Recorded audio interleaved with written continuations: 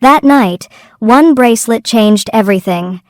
Before the appetizers were cleared, before the bill was paid, before anyone in that Manhattan restaurant understood what they were witnessing, Teresa Marquez learned that some objects don't just carry memories, they carry consequences.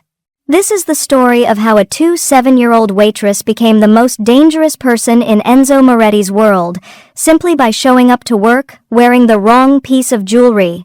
Hello everyone. Before we start, make sure to like and subscribe to the channel and leave a comment with where you're from and what time you're watching. That way, YouTube will keep showing you stories just like this one. Now, let's begin.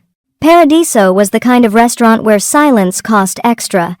The tables were spaced far enough apart that conversations stayed private, the music was instrumental and forgettable, and the staff moved like well-trained ghosts. It catered to Manhattan's power players, the ones who signed deals over rare wine and discussed mergers in hushed tones between courses. Teresa had learned quickly that her job wasn't just to serve food, it was to see nothing, hear nothing, and remember even less. She was good at it. 27 years old, sharp-minded but perpetually broke, she'd spent most of her life perfecting the skill of invisibility. Foster care had taught her that. 6 different homes before she aged out of the system, each one training her to read a room instantly, to know when to speak and when to vanish. Now she used those same survival instincts to navigate the dining room, anticipating needs before they were voiced, clearing tables without interrupting conversation. The silver bracelet on her wrist was the only thing she owned that wasn't second-hand or practical. A thin chain, delicate and worn, with a charm in the shape of an intricate knot. She'd had it for as long as she could remember, which wasn't saying much, considering the gaps in her memory from her early childhood. It was pretty. It was hers. That was enough. Enzo Moretti arrived without a reservation. That alone told you everything. Paradiso didn't seat walk-ins, especially not at 8 p.m. on a Tuesday. But when Enzo Moretti walked through the door with 5 men in dark suits trailing behind him, the maître d' didn't ask questions.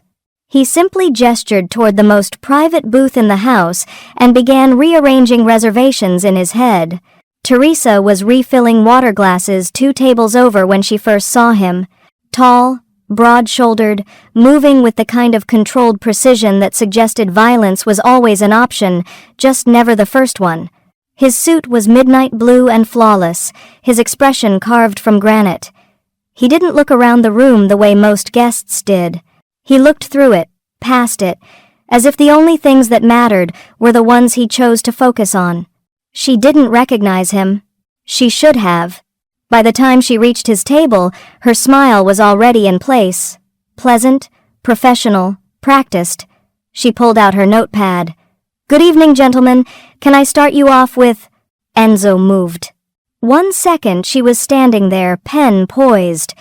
The next, his hand was locked around her wrist like a steel trap, yanking her forward hard enough that she stumbled against the edge of the table. Her notepad flew. Her breath caught. Every instinct screamed at her to pull away, but his grip was iron, and his eyes, God, his eyes were fixed on the bracelet with an intensity that was almost feral. "Where?" he said, his voice lethal and quiet. "Is the other one?" Teresa's brain short-circuited. The men at the table were already moving, rising slightly from their seats, hands inside their jackets. The dining room had gone silent. She could feel dozens of eyes on them, everyone frozen mid-bite, mid-sip, mid-breath. "Let go of me," she hissed, fear turning instantly to anger because fear had never kept her safe before. Enzo ignored her. His thumb traced the knotted charm with a gentleness that completely contradicted the bruising strength of his grip. "This bracelet?" he said, and there was something raw in his voice now, something broken. "It's one of 2, identical, made by a jeweler in Florence 20 years ago. I gave them to someone." His eyes snapped up to hers, and the pain there hit her like a physical blow. "So tell me how the hell you have it." Teresa's first instinct was to lie. Her second instinct was to run. She did neither. Instead, she looked Enzo Moretti dead in the eye and said, "I've had this bracelet since I was 7 years old. I don't know where it came from. I don't know who your sister is, and I definitely don't know why you think manhandling your waitress is an appropriate response to seeing jewelry you recognize." The men at the table shifted. One of them, thick-necked, with a scar bisecting his eyebrow, started to rise. Enzo lifted 2 fingers, and the man froze like he'd been turned to stone. 7 years old, Enzo repeated slowly, his grip on her wrist unchanging. His thumb was still tracing the knotted charm with unsettling tenderness. "You're telling me you've had this for 20 years. I'm telling you I've had it for as long as I can remember, which isn't the same thing." Teresa yanked her arm back hard enough that pain shot through her shoulder, but his hold didn't budge. She switched tactics, letting her body go still, her voice dropping to something sharp and cold. "You want to call the cops? Go ahead. I'm sure they'd love to hear about the guy who assaulted a waitress over a piece of jewelry she bought at a thrift store." It was a bluff. She hadn't bought it at a thrift store, but he didn't know that. Enzo's expression didn't change, but something flickered behind his eyes. Calculation, maybe. Assessment. "You didn't buy this at a thrift store," he said quietly. "This was commissioned, custom-made. There are only 2 in existence, and the man who created them died 15 years ago." Teresa's stomach dropped, but she kept her face neutral. Foster care had taught her that, too, how to lie with your expression even when your insides were screaming. Then, maybe someone copied it. Maybe your jeweler wasn't as exclusive as you thought. Maybe you're wrong. I'm not wrong. Everyone's wrong sometimes, even guys who walk into restaurants like they own the building. She paused, then added with deliberate bite, "Do you? Own the building?" One of the men at the table made a sound that might have been a suppressed laugh. Enzo's jaw tightened, but his eyes never left hers. The intensity there was suffocating, like being trapped under a spotlight that saw too much. "You're not afraid of me," he said, and it wasn't a question. "I'm terrified of you," Teresa corrected. "I'm just not stupid enough to show it. Now either let go of my wrist or explain what the hell you want from me, because I've got 6 other tables and my shift ends in 3 hours. For a long, airless moment, Enzo didn't move. Then, slowly, he released her. Teresa stepped back immediately, cradling her wrist against her chest. The bracelet caught the light, glinting silver. Enzo leaned back in his seat, his posture deceptively relaxed, but his eyes remained locked on her like a predator tracking prey. "Sit down. I'm working." "Not anymore." He gestured to the chair across from him. "Sit down." Teresa glanced toward the kitchen, where the sous chef was watching through the window with wide eyes. The maître d' had vanished entirely. No help was coming. She was on her own, the way she'd always been. She sat. Enzo folded his hands on the table, the picture of composed authority. 20 years ago, my twin sister was taken. She was 14. I was 14.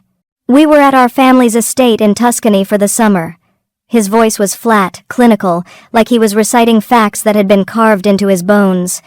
She was wearing a bracelet identical to the one on your wrist. I was wearing the other. Our grandmother had them made for us, a pair, to keep us connected no matter where we went. Teresa said nothing. Her mind was racing, trying to fit pieces together that didn't make sense. The day she disappeared, Enzo continued, her bracelet was gone. Taken. The police assumed the kidnapper kept it as a trophy, or sold it, or destroyed it. For 20 years, I've had people looking, jewelers, collectors, auction houses, pawn shops across 3 continents. His gaze bore into her. And now it shows up on the wrist of a waitress in Manhattan who claims she's had it since she was 7. "I don't claim anything," Teresa shot back. "I'm telling you the truth. I don't know your sister. I don't know how I got this bracelet. My childhood is—" She stopped, the words catching in her throat. "It's complicated. Foster care, okay?" I bounced around. "Records are incomplete. I barely remember anything before I was 8. Enzo's expression shifted, just slightly. "Foster care. Yeah. Shocking, right? Not everyone grows up in a Tuscan estate. The sarcasm was reflexive, a shield. What do you remember? About what? About when you got the bracelet. Teresa hesitated. This was dangerous territory, but something in his tone, the rawness beneath the control, made her answer honestly. I remember a woman, not her face, just her hands. She put it on my wrist. She said it would keep me safe. She swallowed. That's it. That's all I've got. Enzo was silent for a long moment. Then he said, You're connected to my sister's disappearance. Or, Teresa countered, her voice hardening, I'm a kid who got shuffled through the system and happened to end up with a bracelet that looks like yours. Correlation isn't causation. I don't believe in coincidences. Well, I don't believe in cosmic jewelry conspiracies, so I guess we're at an impasse. She started to stand. If you'll excuse me, I'll pay you $50,000. Teresa froze halfway out of her chair. What? Sit down, Enzo said again, and this time she did, slowly. I'll pay you $50,000 to help me find my sister, or at the very least, to help me understand how you got that bracelet. I just told you I don't know, but you can find out. He leaned forward, his intensity ratcheting up. You worked in foster care. You know the system. You have access to records, contacts, information I can't get through normal channels. I was in foster care, Teresa corrected. I don't work there. And even if I did, do you know how many privacy laws you're asking me to break? I know exactly how many. I'll double it. 100,000. Her breath caught. $100,000. That was rent for 2 years. That was college. That was a life that didn't involve grease-stained aprons and aching feet and wondering if she'd make it to 30 before she burned out completely. But she wasn't an idiot. What's the catch? She asked. No catch. You help me find answers. I pay you. And if I can't find answers, then you keep the money anyway. Enzo's voice dropped. But I don't think that's going to be a problem. Why not? Because, he said, his gaze sharpening, you're lying about something. I don't know what yet, but you are.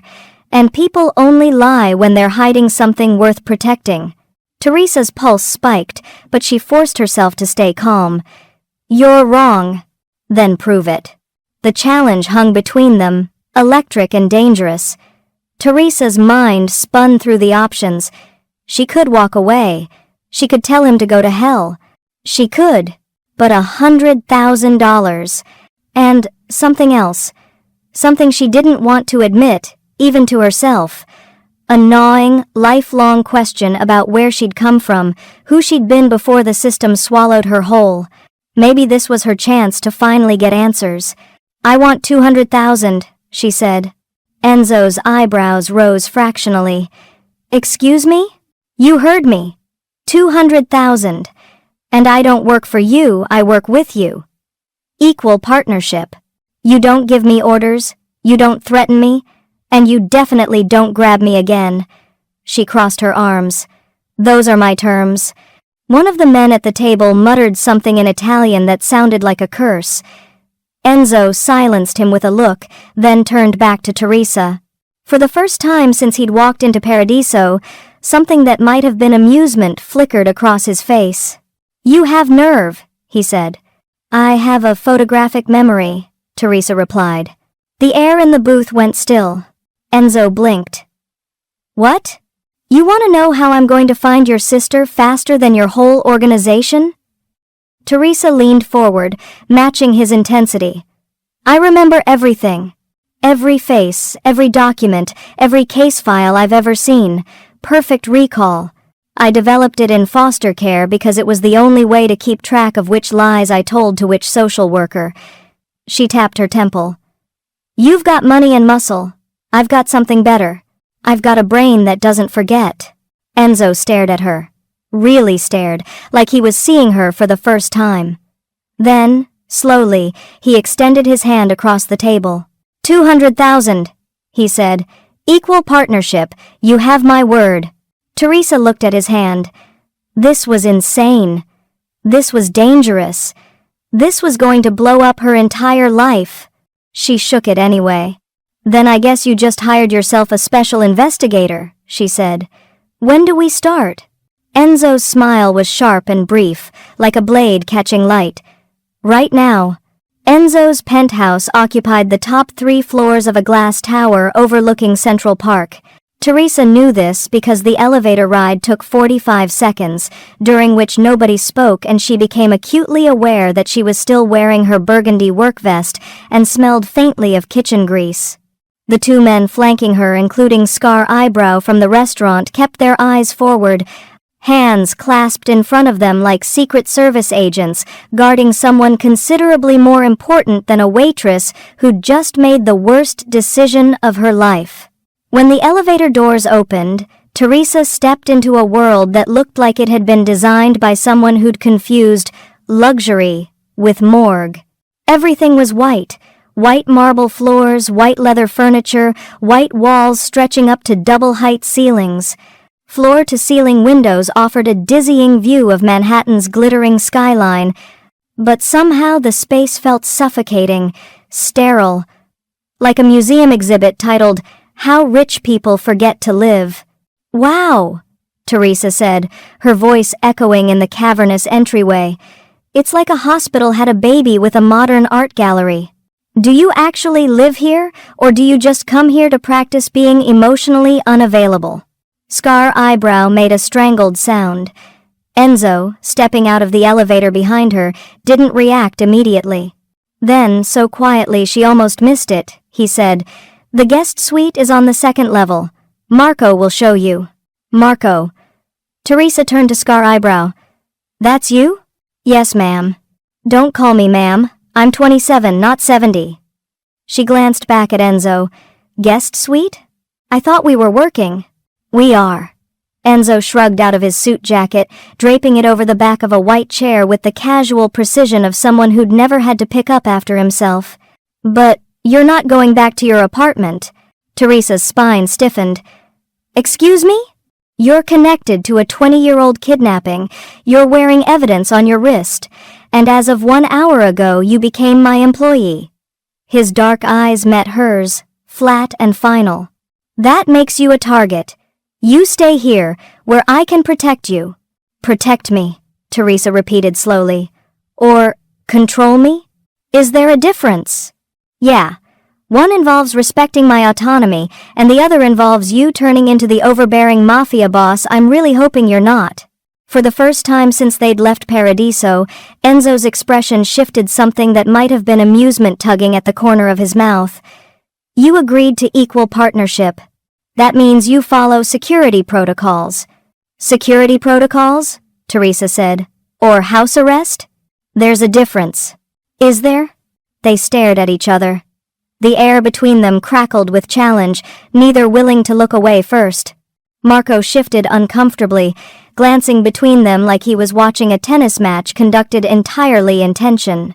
Finally, Enzo said, "You're free to leave any time, but if you walk out that door, the deal is off. No money, no answers." He paused. "No protection."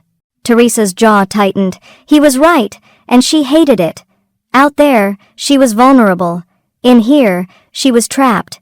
Different prisons, same bars. "Fine," she said. "Show me the guest suite, but I'm going back to my apartment tomorrow to get my things, and you're not going to stop me. We'll discuss it tomorrow." "There's nothing to discuss." "Marco," Enzo said, ignoring her entirely. "Show her the suite, then bring the files to the study." The guest suite turned out to be larger than Teresa's entire apartment. It had a king-sized bed, a walk-in closet, a bathroom with a tub big enough to drown in, and its own sitting area with yet another view of the park. Everything was pristine, untouched, like a hotel room awaiting its first guest. Teresa dropped onto the bed and stared at the ceiling, her mind racing. What the hell had she just agreed to? 20 minutes later, Marco knocked and informed her that Mr. Moretti was ready for her in the study. Teresa considered ignoring the summons out of spite, then decided that passive resistance wouldn't get her anywhere. She needed to prove her worth. Fast. The study was smaller than the main living space, but no less intimidating. Dark wood bookshelves lined the walls, filled with leather-bound volumes that looked expensive and unread. A massive desk dominated the center of the room, and behind it, Enzo sat in a high-backed chair, 3 file boxes stacked beside him. "Sit," he said, gesturing to the chair across from him. Teresa sat. "You know, you could try saying, 'please' occasionally. It's a weird little word people use to pretend they're not authoritarians." Enzo's lips twitched. "Please, sit." Too late. Already sitting. The moments passed. He opened the first file box, pulling out a thick manila folder. "These are the original case files from my sister's disappearance. Police reports, witness statements, forensic analysis, everything the Italian authorities compiled in the first 6 months." He slid the folder across the desk. "I need you to read them." "All of them?" "All of them." "That's got to be 300 pages. 412, Enzo corrected. "You said you had perfect recall. Prove it." Teresa picked up the folder, flipping it open. The first page was a police report, dated the 15th of July, 2005, written in Italian. "I don't speak Italian." "Then it's a good thing I do." Enzo leaned back in his chair, his gaze steady. "Read. I'll translate anything you need." For the next 2 hours, Teresa read. She absorbed every word, every detail, every photograph, crime scene images of the estate's garden where Enzo's sister Sofia, her name was Sofia, had last been seen. Witness statements from staff members who'd heard nothing, seen nothing. Forensic reports on tire tracks found near the service entrance. A grainy security photo of a dark sedan with an obscured license plate. Enzo translated the Italian sections without being asked, his voice low and controlled, but Teresa could hear the strain beneath it. This wasn't just a case to him, it was a wound that had never healed. By the time she reached the surveillance footage, Still's 12 blurry photographs taken from the estate's main gate camera, her head was pounding. She stared at the images, her photographic memory cataloging every detail, the angle of the sedan, the position of the trees, the shadow in the driver's seat, barely visible. And then she saw it.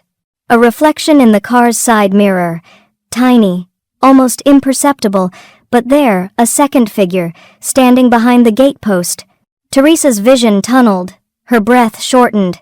The room tilted sideways, and suddenly she wasn't in the study anymore. She was 7 years old, standing in a parking lot, holding someone's hand. A woman's voice, urgent and scared. "Don't look back. Just keep walking. Teresa." The memory fractured, dissolving like smoke. She gasped, her hand flying to her chest, her heart slamming against her ribs. "Teresa?" Enzo's voice was sharper now, closer. She blinked, and he was there, standing in front of her, no longer behind the desk. His hands hovered near her shoulders, not touching but ready to catch her if she fell. "I'm fine," she managed, but her voice shook. "You're not." His eyes searched her face, and for the first time since they'd met, the control slipped. He looked concerned. Actually, genuinely concerned. "What happened?" She swallowed hard. "I saw something. In the photo, there's a second person in the reflection." Enzo's expression sharpened instantly. "Where?" "The side mirror." "Fourth photo. There's someone behind the gate post." She forced herself to breathe evenly. "But that's not what I remembered something. When I was looking at it, a memory. Not from the photo, from my life." "What kind of memory?" "I don't know. A woman, a parking lot." She was scared. Teresa pressed her palms against her eyes. "It's gone now. It's always gone." "Always?" "I remember everything I see now. But my childhood before I was 8, it's fragments, pieces that don't fit together." She dropped her hands, meeting his gaze. "Whatever happened to me back then, someone made sure I wouldn't remember it." Enzo was silent for a long moment.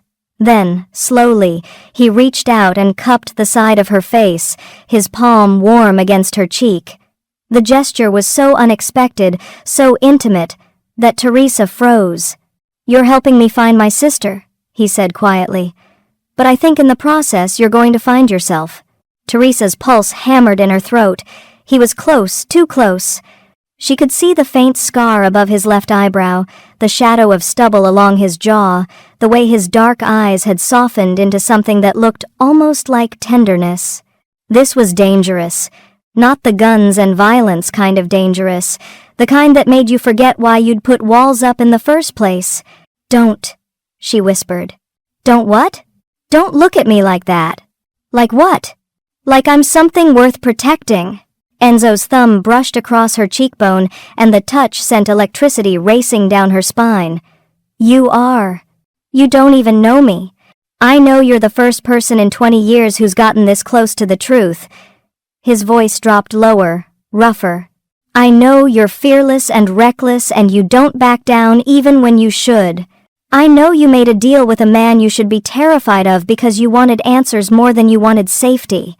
His hand slid to the back of her neck, his fingers threading through her hair. "That's enough." Teresa should have pulled away, should have reminded him about professional boundaries and equal partnerships and all the very good reasons why this was a spectacularly bad idea. Instead, she leaned into his touch, just slightly, and watched his eyes darken. "This is a terrible idea," she said. "I know. We just met. I know. I don't even like you." Enzo's mouth curved into something that was almost a smile. Liar. And God help her. He was right. They stayed like that for 3 heartbeats, Enzo's hand cradling the back of Teresa's neck, her breath shallow and uneven, the space between them charged with something neither was willing to name. Then Teresa pulled back, not violently. Just enough to break the contact, to remind herself that she needed air and distance, and approximately 5 minutes to remember why getting involved with a mafia boss was a catastrophically stupid idea. Enzo let her go immediately, his hand falling to his side, but his eyes stayed locked on hers. Dark, intense, still seeing too much. "I need to look at the photos again," Teresa said, her voice steadier than she felt. She stood, moving back to the desk, putting furniture between them like a barricade. "The reflection. There's something else." Enzo didn't argue. He returned to his chair, sliding the surveillance stills back across the desk toward her. "Show me." Teresa picked up the 4th photograph, the one that had triggered her memory fragment. She studied it with the clinical focus she'd developed over years of forced compartmentalization, the sedan, the gate, the barely visible figure in the side mirror reflection. But now, with her pulse still racing and her mind sharp from adrenaline, she saw more. "The person behind the gatepost," she said slowly. "They're wearing something on their left arm. A watch. Maybe. Or..." She pulled the photo closer, her photographic memory layering the image with crystalline clarity. "No, not a watch. A cufflink. You can see it catching the light." Enzo leaned forward. "Cufflinks aren't unusual.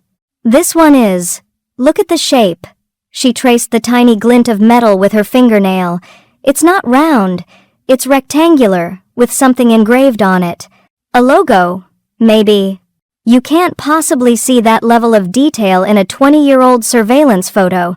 "I can see it because I remember it." Teresa set the photo down, her mind already racing ahead, connecting threads.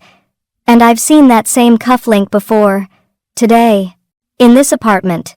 The temperature in the room dropped 10 degrees. Enzo's expression went completely still, his eyes flattening into something cold and lethal. "Where?" "Marco." Teresa's voice was quiet but certain. "When he showed me to the guest suite, I noticed his cufflinks. They're distinctive, rectangular, silver, with an engraved family crest. A lion and a sword. The Rinaldi crest," Enzo said, his voice deadly calm. "I don't know what that means. It means Marco's family has been associated with mine for 3 generations." Enzo stood slowly, moving to the window, his back to her. "His father was my father's consigliere. Marco took over the position 8 years ago, after his father died. Teresa's stomach twisted. Enzo. He was 17 when Sophia was taken. Enzo's reflection in the glass was hollow, distant. He was at the estate that summer. He helped search for her. A pause. He stood next to me at the funeral we held when the police closed the case. It might not be him, Teresa said, though the certainty in her gut told her otherwise. It could be coincidence. Someone else with the same cufflinks. You don't believe that? No, she admitted. I don't. Enzo turned back to face her, and the raw pain in his eyes made her chest ache. For 20 years I've trusted him. He's been in every meeting, every decision. He knows every weakness, every secret. His hands curled into fists at his sides. If he took Sophia, if he's been lying to me for 2 decades, then we prove it before we accuse him, Teresa interrupted, her voice firm. We don't have enough yet. A cufflink in a reflection isn't evidence. It's a lead. She moved closer, closing the distance between them again. You hired me to find the truth. Let me do my job. Enzo's jaw tightened. For a long moment, he said nothing. Then, quietly, why are you doing this? What? This. He gestured between them. You could have walked away at the restaurant. You could have taken the money and disappeared. Instead, you're standing in my home, hunting a ghost that isn't even yours. His eyes searched her face. Why? Teresa hesitated. This was the part she never talked about, the part she'd buried so deep that even her photographic memory couldn't retrieve it without causing her physical pain.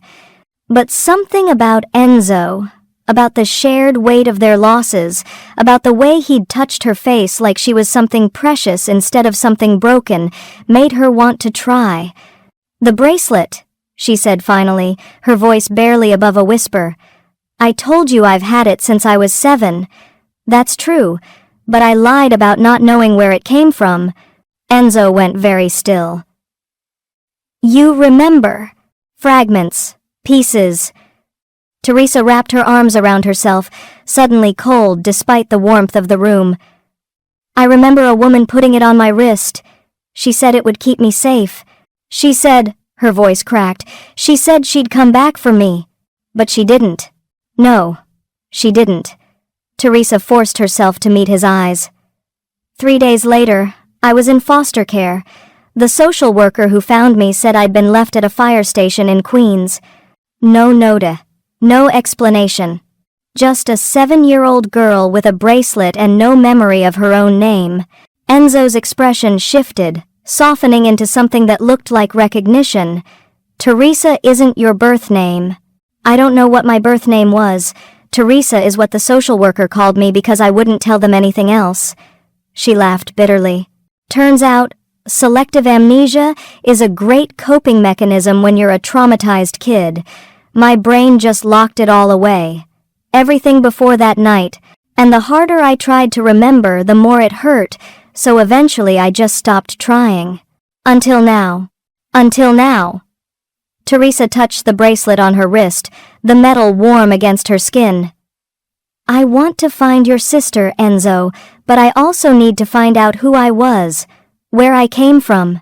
Why someone left me with a piece of jewelry that connects me to a kidnapping that happened on another continent. She swallowed hard. Maybe they're the same mystery. Maybe they're not. But either way, I'm not walking away until I know. The silence that followed was heavy, weighted with shared understanding. Enzo closed the distance between them in 3 steps. This time, when he reached for her, he didn't hesitate. His hands framed her face, tilting her head up so she had no choice but to meet his eyes. My father and Marco's father were rivals, he said quietly, before they became partners. My grandfather chose my father to lead the family, and Marco's father never forgave him for it. He spent 30 years pretending to be loyal while poisoning my father's decisions from the inside. Enzo's thumbs brushed across her cheekbones. When my father died, Marco inherited that grudge. And taking Sophia wasn't about money or power, it was about destroying the one thing I loved more than anything else in the world. Revenge, Teresa whispered. Slow, methodical, designed to cripple me emotionally while keeping me dependent on the man who caused the wound. Enzo's voice was raw, stripped of all pretense. For 20 years, I've been living in a cage built by my enemy, and I didn't even know it. Teresa's hands came up to cover his, her fingers threading through his. We're going to find her, and we're going to make him pay. You don't have to. Yes, I do. Her voice was fierce now, burning with the same intensity she saw reflected in his eyes. You said I'm worth protecting. Well, so are you. And so is Sophia. And so is whoever that woman was who gave me this bracelet and then disappeared. She leaned into his touch, her forehead nearly brushing his. We both have scars, Enzo, but maybe we can use them to find each other's missing pieces. Something broke in Enzo's expression, the last wall he'd been holding up, finally crumbling under the weight of shared pain and desperate hope. He kissed her. It wasn't gentle. It was raw and consuming, born from years of grief and anger and the sudden, shocking realization that he wasn't alone anymore. His hands slid into her hair, pulling her closer, and Teresa responded with equal desperation, her fingers clutching the front of his shirt like he was the only solid thing in a world that had spent her entire life trying to pull her under. She tasted like defiance and courage. He tasted like control finally surrendered. When they finally broke apart, both breathing hard, Teresa's eyes were bright and fierce. We're going to burn his world down, she whispered against Enzo's mouth. Enzo's smile was sharp and dangerous and absolutely lethal. From the inside out, they spent the next 18 hours buried in files. Teresa commandeered the study, spreading documents across every available surface, police reports, financial records, personnel files, surveillance logs. She moved through them with methodical precision, her photographic memory absorbing every detail, cross-referencing information that had lived in separate folders for 20 years. Enzo watched her work with something close to fascination. She was relentless, barely stopping to eat or sleep, her focus absolute. Every few hours she'd surface with a new connection, a new thread to pull. Marco visited Italy 6 times in the year before Sophia's kidnapping, she said at 3 a.m., tapping a travel manifest. Always alone, always for family business. But look, she slid another document across to him. His father's records show he was in New York during 4 of those trips. So, who was Marco meeting with? By dawn, the pattern had emerged. Marco hadn't just orchestrated the kidnapping. He'd spent years building a network designed to keep Sophia hidden while simultaneously positioning himself as Enzo's most trusted advisor. Every dead end in the investigation, every false lead, Marco had been there, steering them away from the truth. He's been playing a 20-year game, Teresa said, staring at the web of connections she'd mapped out on the floor. And he's patient, methodical. She looked up at Enzo. But now we've exposed him, which means he'll accelerate, Enzo finished. His expression was granite. He'll move to eliminate any remaining evidence, including Sophia. And us. The words hung in the air like a death sentence. Enzo stood abruptly, pulling out his phone. I'm sending you somewhere safe. Out of the city. I have a property in... Absolutely not. He looked at her sharply. This isn't negotiable. You're right. It's not. Teresa rose to her feet, meeting his glare with equal intensity. Because I'm not going anywhere. Teresa. Don't Teresa me like I'm some delicate civilian who needs protecting. She crossed her arms. I'm the one who connected Marco to the kidnapping. I'm the one whose memory is going to catch him making his next mistake.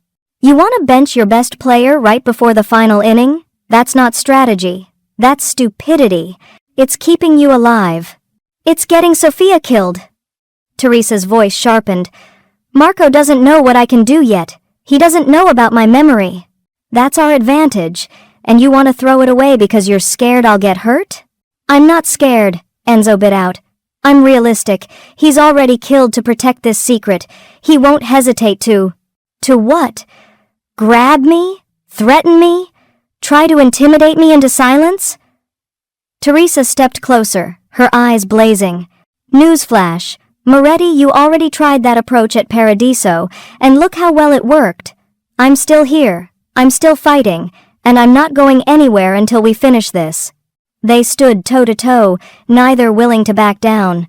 The tension between them was explosive, crackling with frustration and fear, and something deeper that neither wanted to name.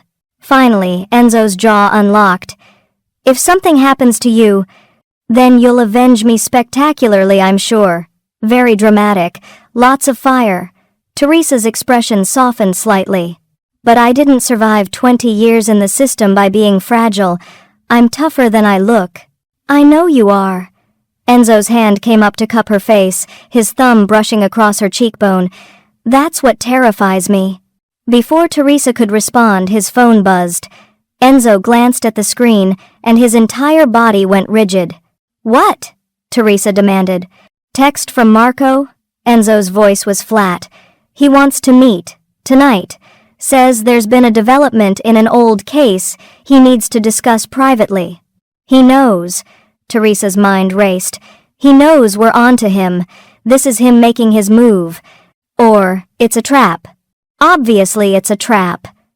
Teresa grabbed the phone from his hand, reading the message. But look where he wants to meet Red Hook, the old shipping district. She looked up sharply. That's where your family used to have warehouses, isn't it? Before you sold them off? Enzo's expression darkened. How did you... Page 247 of your father's business records. You liquidated the Red Hook properties in 2006, 1 year after Sophia disappeared. Teresa's eyes widened. Enzo, that's not just any warehouse district. That's where the sedan in the surveillance photo was registered. The plates traced back to a logistics company that operated out of Red Hook. The pieces clicked into place with terrifying clarity. He held her there, Enzo said, his voice hollow, in my family's own warehouse, right under my nose. For how long? I don't know. Maybe weeks. Maybe... He stopped, unable to finish the thought. Teresa's mind was already 3 steps ahead, analyzing patterns and probabilities with ruthless efficiency. He's not asking you to meet there by accident. This is psychological warfare. He wants you emotionally compromised, distracted. She grabbed Enzo's arm, which means Sophia might still be there, or evidence of where she is now, or it's a kill zone, and he's planning to eliminate the last person who knows the truth. Then we don't go alone. Teresa's voice was fierce. We bring backup, we wire you, we set our own trap inside his trap. Enzo stared at her, something like awe breaking through his anger. You want to use me as bait. I want to use us as bait. Teresa's smile was sharp and dangerous. He thinks he's in control. He thinks he's been 10 steps ahead for 20 years. But he doesn't know about me. He doesn't know what I can see, what I can remember. She squeezed his arm. Let him think he's won. Let him get comfortable. And then we take him apart. For a long moment, Enzo said nothing. Then he pulled her against him, kissing her hard and desperate, a soldier's kiss before a battle. When he released her, his eyes were dark and determined. We do this my way, he said. You stay in the car with armed security. You watch through surveillance feeds. The second anything goes wrong, I improvise spectacularly and save your ass, Teresa finished. I know. It's kind of my specialty. Despite everything, Enzo almost smiled. You're insane. You're the one who hired me. Teresa pulled out her phone, already mentally cataloging every detail she'd need to remember. Now let's go catch a traitor. 6 hours later, as the sun set over the Manhattan skyline, Enzo sent his reply to Marco. Tonight, Red Hook, come alone. The trap was set. And somewhere in the darkness, 20 years of lies were about to come crashing down. The hours before the meet crawled by with agonizing slowness. Enzo's penthouse had transformed into a war room. 3 of his most trusted men, handpicked from outside Marco's immediate circle, occupied the living space, checking weapons, testing communication equipment, reviewing tactical positions. The sterile white apartment now bristled with controlled violence, every surface mapped for lines of sight and exit strategies. Teresa sat at the dining table, surrounded by printouts of the Red Hook warehouse district. Satellite images, building schematics, old property records. She'd memorized every detail, building a three-dimensional map in her mind of a place she'd never physically been. Enzo stood by the window, arms crossed, his silhouette dark against the glittering cityscape. He'd barely spoken since sending the text to Marco. The weight of what they were walking into, what he was walking into, pressed down on him like a physical thing.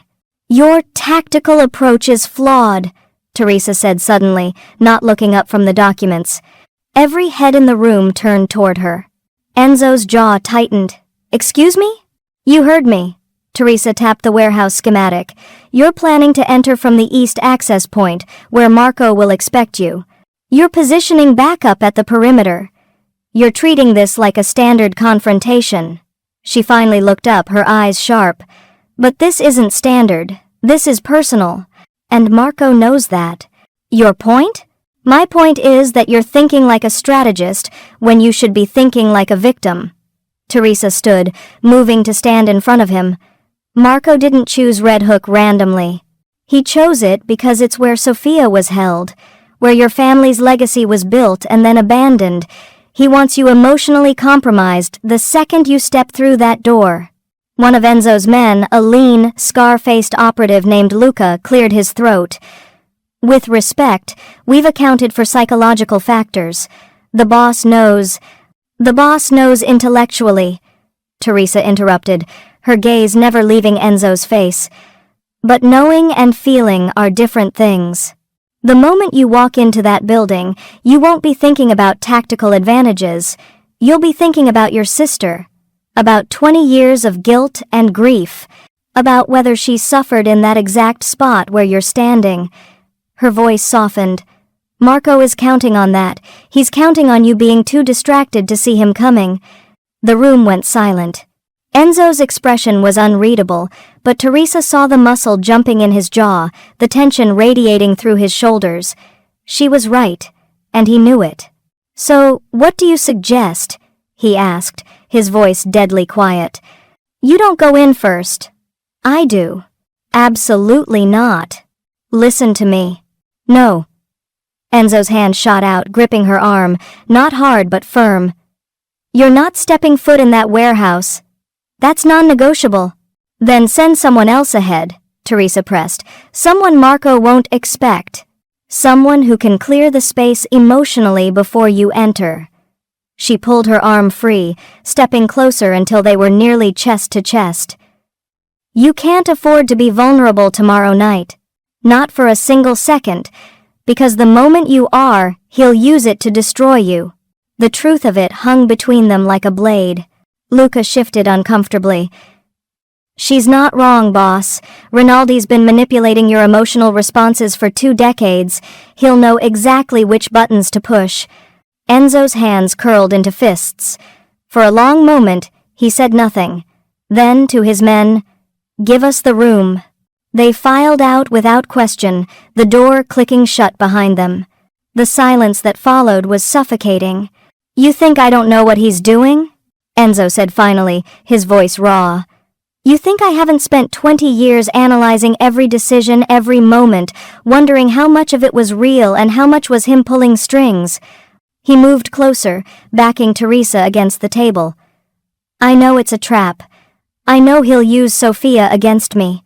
I know I should send someone else or walk away entirely." "Then why?" "Because she's my sister." The words came out broken, jagged, "because I failed her once and I won't fail her again. Because if there's even a chance, even the smallest possibility that she's alive and he knows where she is, I have to be there." His hands came up to frame Teresa's face. "I have to look him in the eye when I make him tell me the truth." Teresa's chest ached. She understood that desperation, that bone-deep need for answers even when the cost was astronomical. She'd felt it herself every time she'd tried to remember the woman who'd given her the bracelet. "Then you go prepared," she said firmly. Emotionally armored. You walk in there knowing he'll try to break you, and you don't let him. Her hands covered his. You remember that you're not alone anymore, that I've seen every ugly, painful part of your past, and I'm still standing here, still fighting with you. Enzo's forehead dropped against hers, his breath warm against her lips. If something happens tomorrow, it won't. If it does, he continued, his voice fierce, I need you to know something. His thumbs brushed across her cheekbones. In 20 years, no one has ever looked at me the way you do, not with fear or calculation or the carefully maintained distance that comes with my name. You look at me like I'm human, like my pain matters, like I'm worth saving. You are worth saving, Teresa whispered. You're the only person who's ever made me believe that. Enzo pulled back just enough to meet her eyes. You've seen the worst of me. The violence, the control, the walls I've built so high I forgot what it felt like to let someone in. And you didn't run. You didn't flinch. His voice cracked. You stayed. Teresa's vision blurred. Because you're worth staying for. So are you. Enzo's kiss was gentle this time, achingly tender. Whatever happens tomorrow, whatever we find, you changed everything. You know that, right? I know you changed everything for me too. Teresa's fingers threaded through his hair. I spent my whole life being invisible, forgettable. Someone the system could shuffle around without consequence. But you looked at me and saw someone powerful, someone essential. She swallowed hard. You made me remember that I matter. You do matter. Enzo's arms wrapped around her, pulling her against his chest. You matter more than you know. They stood like that for a long time, wrapped in each other, drawing strength from the contact. Outside, the city glittered with oblivious beauty. Inside, two people with matching scars prepared to walk into the fire together. Finally, Teresa pulled back. We should rest. Tomorrow's going to be brutal, Enzo finished. I know. But neither of them moved toward the bedrooms. Instead, they migrated to the couch, Teresa curling against Enzo's side, his arm wrapped protectively around her shoulders. The tactical plans lay forgotten on the table. The weapons could wait. For these few stolen hours, they were just two people who'd found each other in the wreckage of their pasts, holding on tight before the storm. Enzo? Teresa murmured against his chest. Yeah? Promise me something. Anything. Tomorrow, when we walk into that warehouse, promise me you'll come back out. Her voice was small, vulnerable in a way she rarely allowed. Promise me this isn't the end. Enzo's arms tightened around her. I promise. We both walk out. Together. It was a promise neither of them was certain he could keep. But in that moment, wrapped in each other's warmth, they let themselves believe it anyway. The Red Hook warehouse district looked like a graveyard for industrial ambition. Rusted shipping containers sat in crooked rows, their paint peeling, their doors hanging open like broken jaws. The main warehouse, a massive concrete structure with shattered windows and graffiti-scarred walls, loomed against the night sky, silhouetted by the distant glow of Manhattan across the water. Teresa sat in the back of the surveillance van 3 blocks away, watching Enzo's body camera feed on a monitor. Her heart hammered against her ribs as he approached the building's entrance, flanked by Luca and 2 other operatives positioned at careful intervals. Comms check, she said into her headset, her voice steady despite the adrenaline flooding her system. Loud and clear, Enzo replied. His voice was controlled, but she could hear the tension beneath it. Remember what we talked about, Teresa said quietly. Don't let the location get in your head. I know. A pause. You see anything on thermal? Teresa glanced at the second monitor, which showed heat signatures inside the warehouse. One figure, stationary, in the center of the main floor. Marco's alone, center of the building, waiting for you. Or wants us to think he's alone. Luca's sweeping the perimeter. If there's backup, we'll know. Teresa's hands clenched in her lap. Be careful. Always. The lie sat between them, acknowledged and ignored. Enzo pushed through the warehouse door. The interior was cavernous, lit only by moonlight filtering through broken skylights. Stacks of abandoned pallets created a maze of shadows. The air smelled of rust and decay and something older, the ghost of blood and fear that had soaked into the concrete decades ago. Marco stood in the center of the space, hands in his pockets, perfectly calm. He wore the same rectangular cufflinks Teresa had identified, the Rinaldi crest glinting in the dim light. "Enzo," he said, his voice echoing. "Thank you for coming." Enzo stopped 20 feet away, his hand resting casually near his concealed weapon. "You said there was a development." "There is."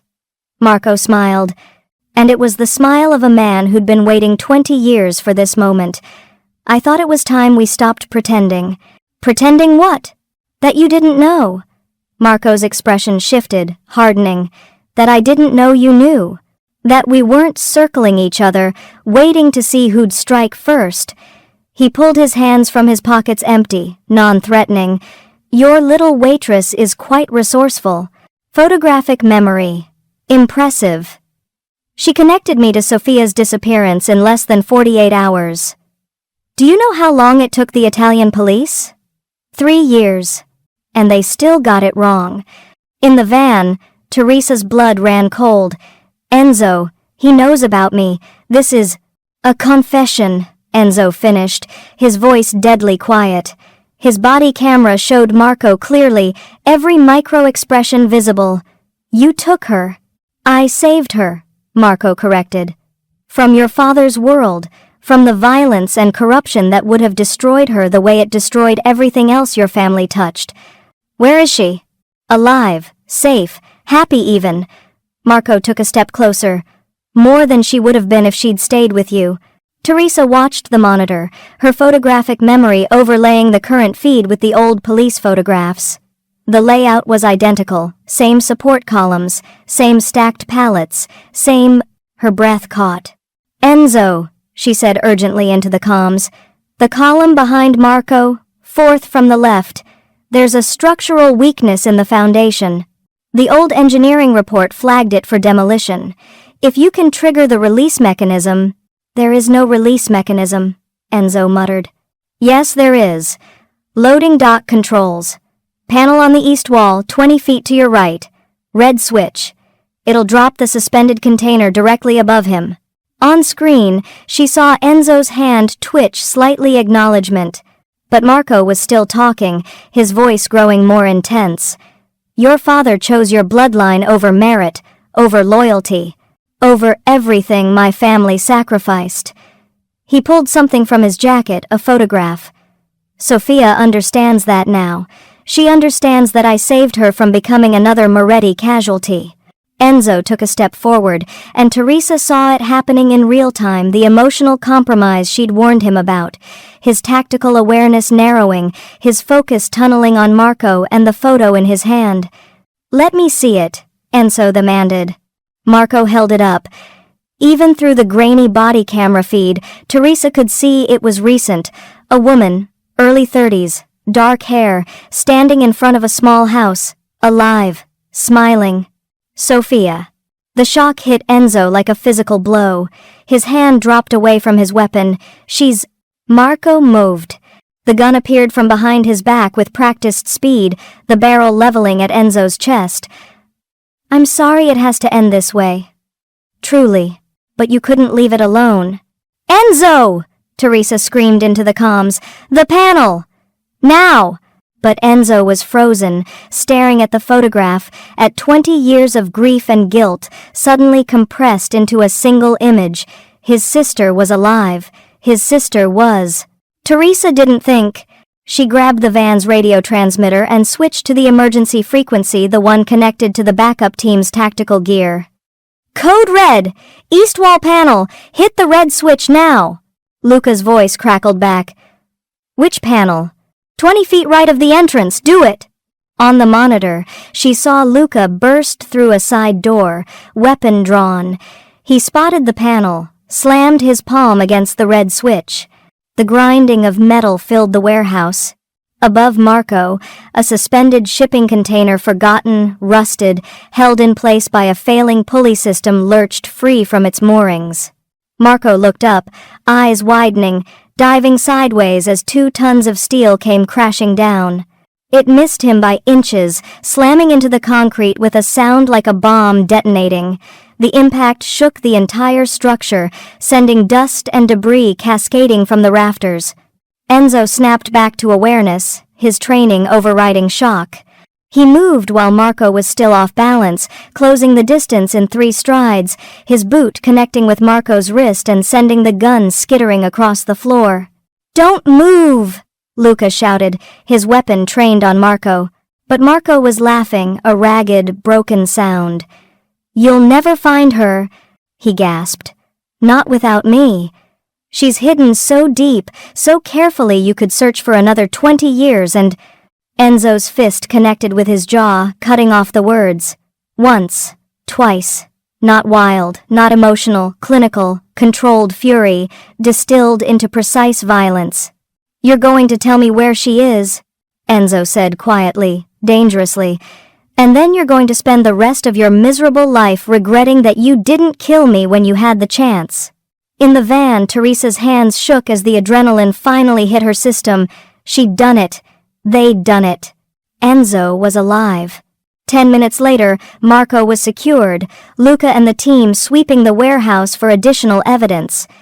Enzo pushed through the van's rear doors, his eyes wild, searching until they found her. Then he was pulling her out, his hands framing her face, his forehead dropping against hers. "You saved my life," he breathed. "You promised you'd come back," Teresa whispered, her fingers clutching his shirt. "You promised. Because of you. All of this," his voice cracked. "My sister is alive because you saw what no one else could see. I'm alive because you remembered a detail from a 20-year-old engineering report." He kissed her, desperate and consuming. "I love you. God help me, I love you. I love you too," Teresa said against his mouth, and meant it with every fractured piece of her heart. The house was small, white, overlooking a harbor that glittered in the afternoon sun. Massachusetts. A town Enzo had never heard of, tucked between Cape Cod and Providence, population barely 15,000. Sophia had spent 20 years in a place so ordinary it was invisible, the perfect hiding spot for someone the world thought was dead. Teresa stood beside Enzo on the driveway, watching the emotions war across his face. His hands were shaking.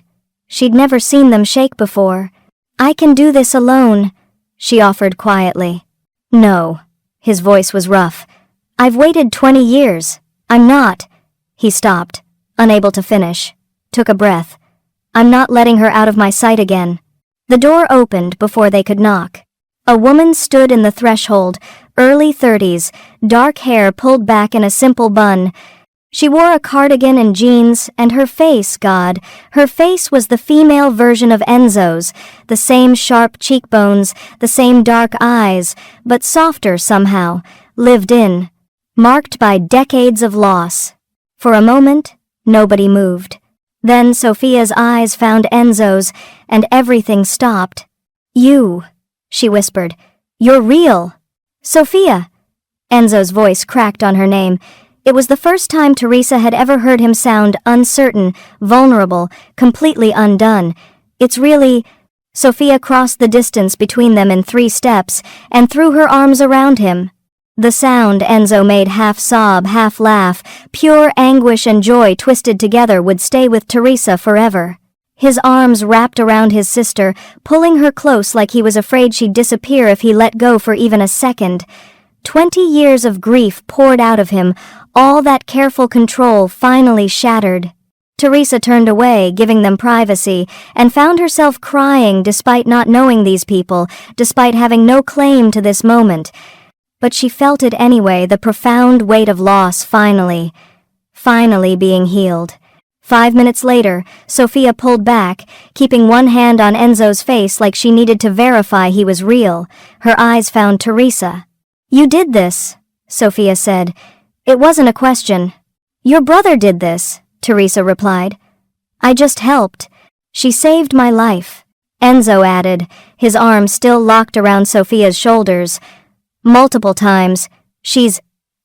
He paused, his gaze shifting to Teresa. She's everything. Sophia studied Teresa with an intensity that reminded her exactly who Enzo's family was. Then, slowly, she smiled. Come inside. I want to hear everything. The penthouse felt different when they returned at midnight. Sophia had taken a guest suite, emotionally exhausted but alive with the kind of fragile relief that came from impossible answers finally arriving. Enzo had called his team, set protocols in motion for Marco's trial, and handled a dozen logistics with the mechanical precision of someone running on adrenaline and pure will. Now, alone with Teresa in his study, he moved toward her like a man possessed. Don't, she said softly, holding up her hands. You need rest. I need you. Enzo caught her hands, pressing them against his chest so she could feel his heartbeat racing beneath his shirt. I need to know this is real. That you're real. I'm real. He pulled her closer, and Teresa let him, settling into the curve of his body as his arms wrapped around her from behind. They stood like that for a long moment, just breathing, just existing in the same space. Then Enzo reached into his pocket. I've been carrying this for 3 days, he said quietly, waiting for the right moment. He placed something on her wrist, the matching bracelet. Identical to the one she'd worn her entire life. Same silver, same knotted charm, same elegant simplicity. But this one bore an engraving on the inside of the charm, so small she had to move into the light to read it. For my memory. For my future. For my reason. It's not an apology, Enzo said, his voice rough against her ear. It's a promise. You're not the lost piece of my past, Teresa. You're the beginning of everything I'm going to build, everything I want to be. His hands framed her face, tilting her head so she had no choice but to meet his eyes. I love you. Not because of the bracelet or the case or some cosmic alignment. I love you because you're fearless and brilliant, and you saw the man I wanted to be before I knew he was possible. Teresa's vision blurred. Enzo, marry me. It came out rough, unpolished, not at all like the controlled Mafia boss who'd grabbed her wrist at Paradiso. This was raw desperation. Naked need. Not because of duty or partnership or strategy. Marry me because I can't imagine my life without you in it. She wanted to say yes. Every atom of her body screamed to say yes. Instead, she stepped back. I need to tell you something first, she said, her voice trembling slightly. About the bracelet. About where I really came from. Enzo's expression shifted, concern flickering across his features. What do you mean? I remember something. Not everything, but pieces. Teresa moved to the desk, sinking into a chair. After we found Sophia, something shifted. The memories started coming back. Fragments I'd blocked out, probably to protect myself. She swallowed hard. The woman who gave me the bracelet. She wasn't a stranger. Who was she? Your sister. Your biological sister. The one who came before you and Sophia. Teresa's voice shook. She was 14 when she was taken. But before she disappeared, she gave the bracelet to a friend, someone's daughter she was trying to protect. She said it would keep me safe. That it would help me remember that there was love in the world even when everything else fell apart. Enzo had gone absolutely still. You're telling me? I'm telling you that Sophia wasn't the only victim of Marco's revenge. There was someone else, someone who died protecting other people. Teresa met his eyes. I think she was going to die anyway, and she knew it. So she spent whatever time she had left trying to save as many people as she could, including me.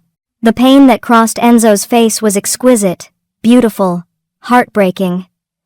He'd loved that sister too, not as intensely as Sophia, because she'd been taken when he was young, but with the complicated affection of someone who'd lost a sibling before understanding what it meant to have one. What was her name? He whispered. I don't know. My mind protected itself, but I know she mattered. I know she loved you. Teresa stood, moving back to him. And I know that we need to honor her. We need to use everything we've learned, everything we are, to make sure no one else has to experience that kind of loss. Enzo pulled her against him again, his hand cradling the back of her head. Yes, he breathed. Yes to everything. Yes to you.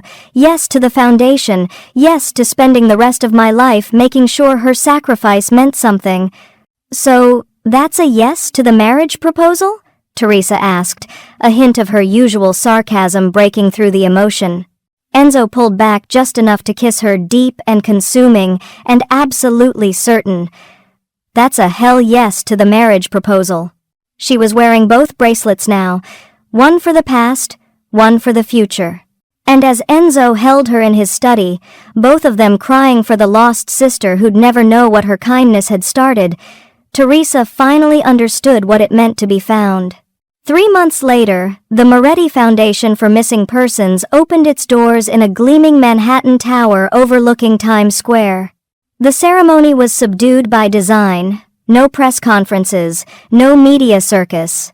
Just a quiet, deliberate statement that something fundamental had shifted in the Moretti Empire. The man who'd once built his fortune on fear and control had chosen instead to build something on redemption and healing. Teresa stood in the observation room above the main floor, watching the controlled chaos of their new beginning. 30 researchers, 12 specialized investigators, a cutting-edge database connected to law enforcement agencies across North America, and at the center of it all, a revolutionary new approach to cold cases, pattern recognition powered by advanced memory reconstruction techniques. Her technique.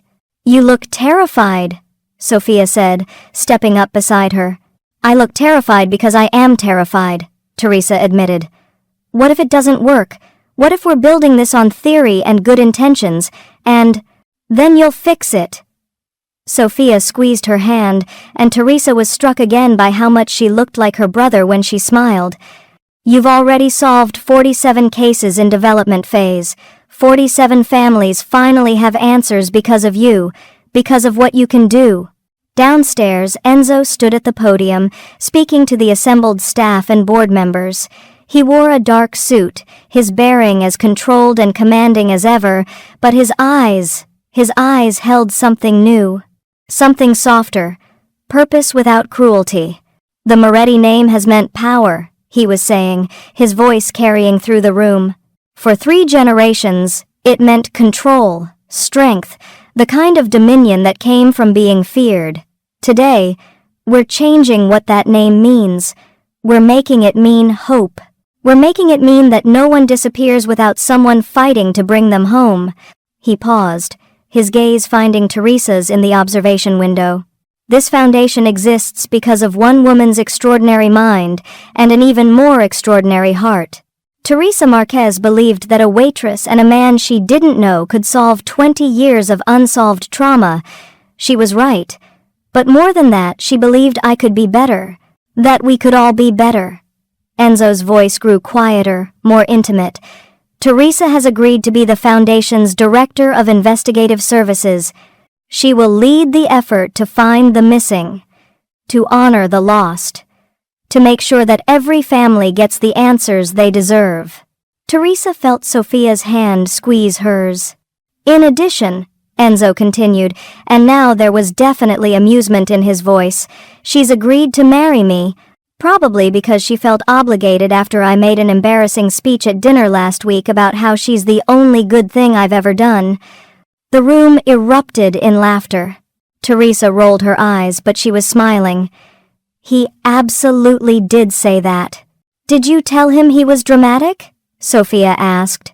"I called him a narcissistic control freak with abandonment issues masquerading as romance." Teresa's smile widened. "He liked it." "That tracks," Sophia said. Downstairs, Enzo was wrapping up. "We've lost too much to this organization, too many people to violence, to revenge, to the blind pursuit of power. The Moretti Foundation won't bring them back, but it will make sure that their loss has meaning. It will make sure that other families don't suffer the way ours has." He stepped back from the podium to polite, measured applause. But when his eyes found Teresa's again, it was just them. Nobody else in the room. Nobody else existed in that moment but two people who'd found each other in the rubble of their pasts and chosen to build something beautiful from it. Later, after the ceremony, after the press had dispersed and the staff had filed out, Enzo found her in the archives room, the heart of the foundation, lined with thousands of cold case files, each one a missing person, each one a family's unanswered prayer. "Having second thoughts?" he asked, leaning against the doorframe. "About the foundation?" "No." Teresa turned from the wall of photos. "About marrying you?" "Every single day, but not the kind of second thoughts that make me leave." Enzo crossed the room in 3 strides, cupping her face in his hands. "That's the best I'm ever going to get from you, isn't it?" "Oh, definitely." She kissed him, tasting his smile against her mouth. "I'm going to spend the rest of my life telling you exactly how complicated you are. And I'm going to spend the rest of my life worshipping you for it." He pulled back, his eyes serious now. "Teresa, I need you to know something. This foundation, it's not charity or guilt or some attempt at redemption. It's the only thing that makes sense anymore. Our life, your work, everything we're building." He gestured around them at the photographs covering the walls. "These are our legacy." Teresa looked at the faces, the missing, the forgotten, the people no one else was searching for. She thought about the woman who'd given her the bracelet. About Sophia, lost for 20 years but finally found. About all the other families still waiting, still hoping, still believing that someone would remember. "I want to do more," she said suddenly. Enzo's eyebrow raised. "More?" "Training programs. Not just for investigators, but for people like me, people with exceptional memory, people in foster care who developed these skills as survival mechanisms." Her mind was already running ahead, organizing, structuring. "They're scattered, forgotten, working jobs that waste their talent. We recruit them, we train them, we build a network of memory specialists across the country." "The Memory Project," Enzo said slowly. "I like it." "Of course you do. I'm brilliant." Teresa moved toward one particular wall, her wall, the cases she'd personally solved. "And I want them to know it's okay to be brilliant. That the survival skills we developed in broken systems can be transformed into tools that save lives." Enzo pulled her back against his chest, wrapping his arms around her from behind. "You're going to change the world." "We're going to change the world," she corrected. "That was the deal, remember? Equal partnership. Everything's equal with you," Enzo murmured against her hair. "I gave up the dominance thing about 2 months ago. You made it impossible to go back." Teresa smiled, leaning into him. She reached up, touching the 2 bracelets on her wrist, one silver and worn from 27 years of her life, one new and gleaming, placed there by a man who'd learned to love instead of control. "Do you ever think about how random it all was?" she asked quietly. "I could have called in sick that night. You could have sent someone else to make the reservation. If you'd called in sick, I would have found you anyway," Enzo said matter-of-factly. "Some things are inevitable." "That's very romantic, and also very threatening. Do you realize that?" "I do now." She felt him smile against her hair. "It's one of the things I love most about you. You keep me honest about how much of what I say is beautiful and how much is just rich person controlling behavior." "Most of it is rich person controlling behavior." Teresa turned in his arms. "But you're working on it." "I'm getting there." He kissed her forehead, then her nose, then her mouth. "Because you're making me want to be the man you believed I could be, even when I didn't believe it myself." "That's not love," Teresa said. "That's just you being inspired by my photographic memory and problem-solving skills." "It's definitely love." Enzo pulled her closer, kissing her until she couldn't think straight, until the world narrowed to just the 2 of them in the archive room, surrounded by the missing and the forgotten. "You know how I know?" "How?" "Because every time you smile at one of the caseworkers, every time you stay up all night studying a cold file, every time you refuse to accept 'we tried' as an answer, I fall in love with you all over again." He cupped her face in his hands. You're going to find them, Teresa. Every single person that no one else believes is findable, you're going to bring them home. We're going to bring them home, she corrected. Remember? Equal partnership. Always equal. Enzo kissed her one more time. Now come on. Sophia's waiting with champagne. And if I know your future sister-in-law, she's already drinking it without us. She absolutely is. Teresa took his hand, letting him pull her toward the door. Behind them, the walls of photographs seemed to shimmer with possibility, not just cases waiting to be solved, but futures waiting to be reclaimed. 2 years later, the Moretti Foundation would crack 43 cold cases. The Memory Project would recruit and train 200 investigators with exceptional recall. And Teresa would wear her 2 bracelets everywhere, one for the woman who'd given her the tools to survive, one for the man who'd given her the courage to thrive. The bracelet had changed everything, just like Enzo said it would. But not because of the jewelry itself, because of what 2 people had decided to do with the scars it represented.